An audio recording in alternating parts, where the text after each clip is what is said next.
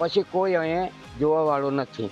આજે વરસાદમાં બી તમે કહેવો, ઉનાળામાં કહેવો, એને કેટલાક નાણાં બાકી નાખવાના તે બી અમે રજૂઆત કરેલી, અને એ લોકોએ એમ કહે કે અમે નાણાં નાખી દે અને આપણો રસ્તો રેડી થઈ જશે, પણ આજ સુધી રસ્તો બન્યો નથી.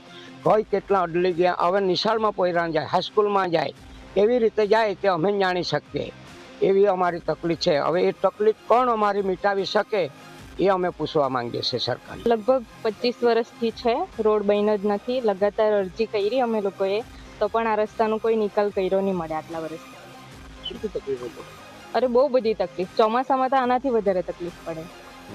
અમે બેનર હારું માર્યું છે, અમારા રસ્તા બનતા નથી ને ચોમાસામાં કે એટલી તકલીફ કે અમારે ત્યાં બાજુમાં સ્કૂલ છે, સ્કૂલની બાજુમાં એક વડ છે, વડની બાજુમાં શિક્ષક લોકો કે છોકરા લોકોએ આવવાના માટે બી નાળું એ લોકોએ રાખ્યું નથી, બરાબર.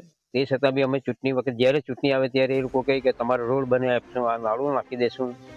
એ હિસાબે અમે એ લોકોને વોટિંગ આપતા હતા, પણ તે છતાં બી એ લોકોએ હજુ સુધી કંઈક, આજે 25 વર્ષ થઈ ગયા ત્યાં સુધી પણ હજુ આ રોડની કંઈ એ લોકોએ કંઈ બંદોબસ્ત કર્યો નથી.